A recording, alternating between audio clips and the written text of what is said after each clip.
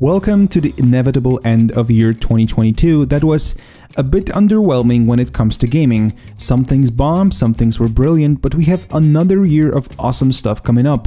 So let's take a seat and look into the future of the best RPG games coming in 2023. Roll the intro, me.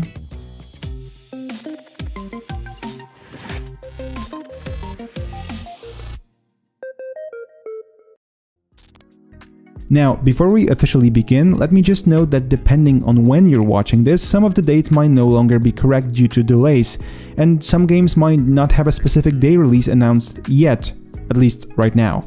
This, however, is the best time frame that's available in December 2022, right after all the announcements done during the Game Awards. Since this turned out to be a long video, I divided everything into chapters. Hopefully this will make it easier for you to navigate. Let's begin.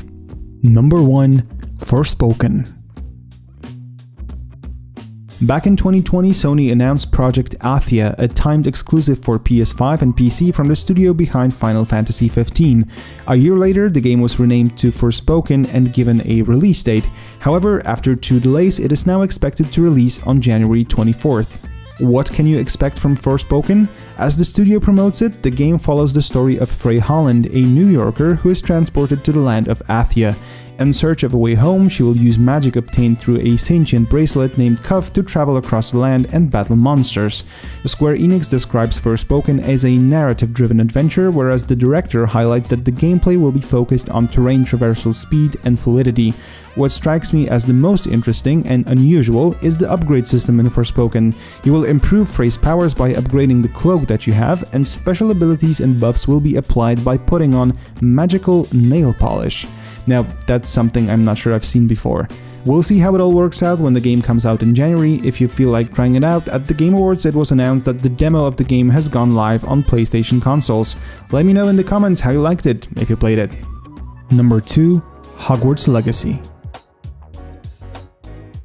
The game probably requires no introduction, but just in case I will give you some background info. Hogwarts Legacy is the first AAA game in the Harry Potter franchise that is being made in a really long time. It is set about 100 years before the events of J.K. Rowling's books, but the castle will definitely feel familiar. You'll get to become the students of Hogwarts School of Witchcraft and Wizardry, develop your magical skills, brew potions, harvest plants, and tame magical beasts. Unfortunately, no Quidditch. Players will have a chance to solve the mystery of the dark arts, make meaningful choices, and fight lots of evil witches, creatures, and probably even goblins who planned the rebellion.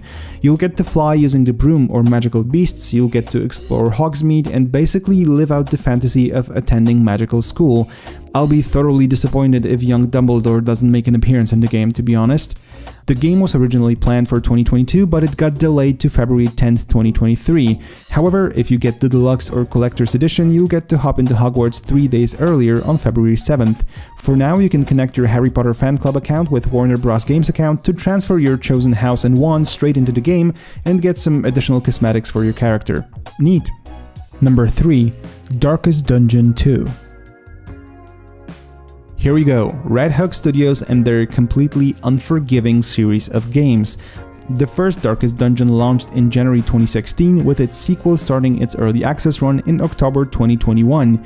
Since then, the game has slowly been developed on Epic Games Store, and in March this year, the developers confirmed that they plan to launch version 1.0 in February 2023. For those of you who don't know what Darkest Dungeon is all about, it's basically a roguelike dungeon crawler in which you not only need to pay attention to your hero's HP, but also their mental health. Turn-based battles require tactical thinking, cunning, and proper setup of your little band of misfits to have them synergize well. I personally loved the first game and did a little bit of testing of the sequel when it initially came out. However, I'll go back to it once it's fully out. Hopefully that's indeed going to happen in February next year. If you're looking for a challenge though, and you're not a fan of buying early access games, I can still recommend getting the first one. Number 4.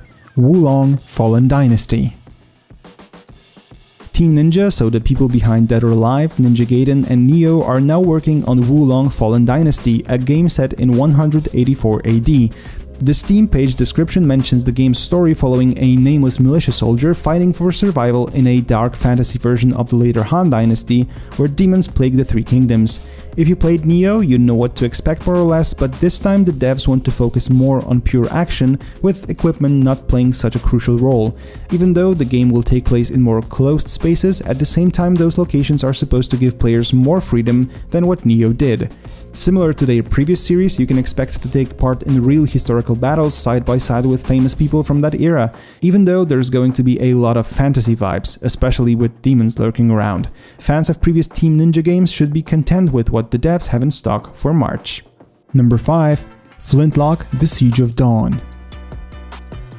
Devs from A44 Games are coming up with a really nice looking action RPG called Flintlock: The Siege of Dawn, which aims to put gods and guns within one world. In a very God of War manner, our aim seems to be to make a stand and lay one final siege against the gods. Steam page presents the world as follows. The door to the afterlife has been opened, allowing the old god's army of the undead to escape from within. The living are on the brink of extinction. It's time for the coalition army to retake their world. What we can expect is a blend of combat using axes, guns, magic, and apparently more than that. Even though visually the game doesn't seem to be the most original in what we're used to, the whole premise behind it seems to be at least a little bit appealing. The team behind Flintlock doesn't really have the best record. Their previous game, Ashen, even though appreciated by the critics, sits with a 6.0 user score on Metacritic. Can't say I'm not intrigued though. We'll see what happens when it launches. Number 6. Horizon Forbidden West: Burning Shores. During the Game Awards 2022, it was announced that the latest Horizon Forbidden West is getting an expansion. No surprise here. The story of Aloy will continue in Burning Shores, an expansion that will take us to Los Angeles that we could easily pinpoint as the game's setting thanks to that huge Hollywood sign. Let me quote the PlayStation blog on some details. It's an overgrown and fractured city that can be fully explored via the water and flying on the back of a sunwing. A massive machine threat lurks in its shadows, a huge challenge that Aloy must overcome by using all of her skills and abilities. What's important to note is that contrary to the base game, this expansion will only be coming to the PS5. As mentioned by the game director Matthias de Jong, to achieve the game's grand vision technically and creatively, they had to make the difficult decision to abandon preparing this story for the last gen. Gotta admit, I'm excited. While Horizon Zero Dawn didn't really grow on me, I liked Forbidden West much more, and can't wait to explore the Burning Shores. Number 7. The Legend of Zelda: Tears of the Kingdom.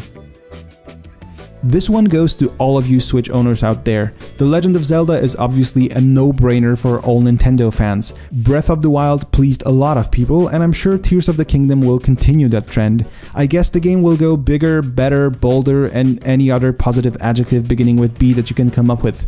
First announced at E3 2019 as a sequel to Breath of the Wild, in 2021 presented with another trailer showing off some gameplay and story, and a 2022 release date. However, the game got delayed, and during Nintendo Direct in September this year, we received a final date of May 12th, 2023. This franchise is either a hit or miss for players. You either love the series, or you're not going to become a fan at all. Either way, it seems that you will not only explore Hyrule's land, but also the skies, coupled with some new fancy mechanics. Keep an eye out on that one for sure. Number 8. Diablo 4. Diablo 4 is Blizzard's way of trying to regain players' trust. Number 3 was a huge success back in 2012, despite some hiccups like the infamous Error 37 or players' complaints regarding over-colorfulness of the whole game. Diablo 4, however, seems to be aiming for a much more grim aesthetic, similar to previous games in the series. With Diablo Immortal being a financial hit despite not being the best PR overall, this one should please the long-term fans of the series, and at the same time, it might not. These days, games usually come as a live service, and the same thing is supposed to happen to Diablo 4. You can expect microtransactions, battle passes, seasonal activities, daily quests, timers on merchants, and other things that might not make you happy if you're not used to mechanics prevalent in MMOs and mobile games. When it comes to basics, the world will be bigger, requiring a mount to travel. You can expect areas with recommended power level 5 classes, Barbarian, Druid, Necromancer, Rogue, as well as a Sorcerer, and lots of enemies to mutilate with all your powers. I admit, I'm a bit skeptical, but at the same time, I'm certain I want to try it out. Number 9. Final Fantasy XVI. Once again, one of the longest running series of all time that keeps reinventing itself to appeal to new audiences while trying to stay true to all of the hardcore fans. Even though these days what's being mentioned the most is Final Fantasy VII Remake and Final Fantasy XIV dubbed as the World of Warcraft killer.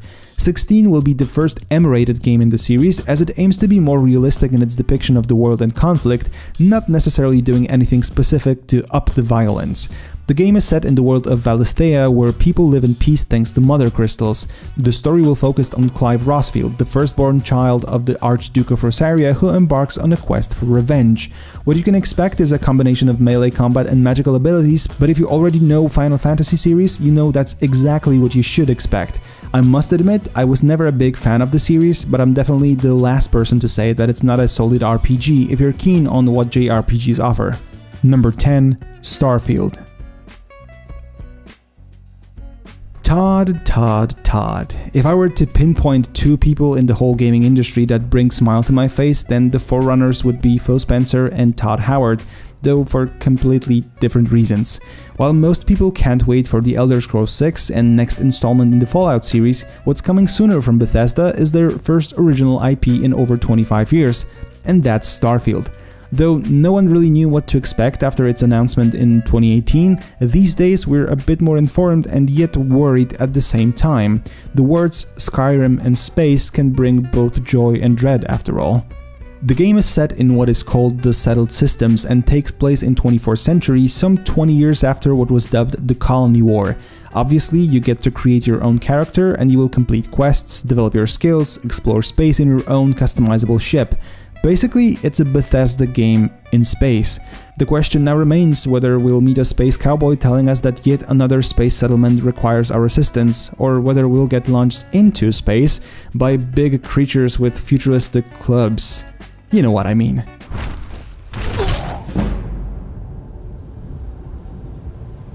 As I said, I'm both excited and a bit worried, but I'm definitely playing that one to figure out whether I can finally climb that mountain that Todd promised me I could go to. Number 11. Baldur's Gate 3. This thing is what bringing classics to the modern age looks like. A whole lot of history and a good opinion follows Baldur's Gate franchise that launched in 1998, made by BioWare and Black Isle Studios. When it was announced that Larian Studios will be doing Baldur's Gate 3, people got excited because previously they delivered a fantastic Divinity Original Sin 2. The game has been in early access since October 2020 and currently sits at 87% positive rating on Steam when it comes to all reviews since launch. You can play the game in both single player or as a co-op multiplayer. You can create one or more characters and then form a true RPG party that you head on an adventure with. The game is based on the 5th edition Dungeons & Dragons, just like the previous game in Larian's portfolio. The game is set over 120 years after the events of the second Baldur's Gate, and if you so wish, you can actually get into the world thanks to the Descent into Avernus, which is an adventure model to 5th edition of D&D and serves as a kind of prologue to BG3. The story involves mind flayers, parasites, and you being the hero of the story, obviously. When the game initially launched, it only included the first act and about 1/5 of the world map, and that still accounted to approximately 25 hours of content. So when it fully launches in August, this thing will be big. Please don't make a Michael Scott joke in your first video, Mike. That's what she said!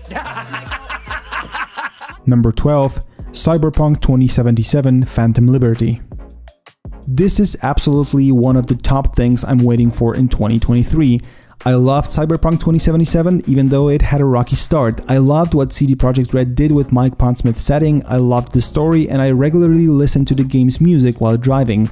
And then there was the Edgerunners anime released this year that was absolutely brilliant. For now, the studio was very limited with sharing details about the upcoming expansion, but we first got a teaser and the name of the expansion in September this year, and then there's that trailer showed during the Game Awards that introduced Idris Elba playing Solomon Reed. So now they have another great name paired with Keanu Reeves. The game is to take place in an all-new district of Night City, which sounds fun. Everyone expects the expansion to be bigger than Witcher 3 expansions, mostly due to the fact that the studio confirmed that this will be the only expansion made for Cyberpunk, contrary to the original announcement that the game would get at least as many as Witcher 3 got. It's worth noting that if you're still on last-gen consoles, you won't be getting any of that, as the game will no longer be upgraded on PS4 and Xbox One, apart from the basic fixes. I have huge expectations for that expansion, and I hope CDPR can deliver more of the cyberpunky goodness. Fingers crossed. Number 13, Lies of P. Now, this game is one of the more interesting concepts on today's list. Basically, we get a Souls-like RPG game that is a twist on the tale of Pinocchio that so many of us probably heard or watched years before. The developers from Round 8 mentioned that the game has a unique lie system, where what you do and say as the main character dynamically affects gameplay, which sounds fun already. I really like the game's blurb on Steam, where the game is said to be set in a dark Belle Epoque world and players have to guide Pinocchio on his unrelenting journey to become human. Hopefully we don't get to Detroit with this. Very funny, Mike. The vibe I get from the visuals alone actually gets me going. To be honest, I'm not a big Souls-like fan, as these games require too much learning from me until I actually enjoy them. But if this thing is not as punishing as all From Software games, I might give it a go. With no specific release date given apart from the vague 2023, I must say that I do hope it's coming by the end of next year though. This industrial and dystopian world has me hooked for now. Number 14, The Lords of the Fallen. The Lords of the Fallen is actually a sequel to a game called Lords of the Fallen from 2014, and it's not confusing at all.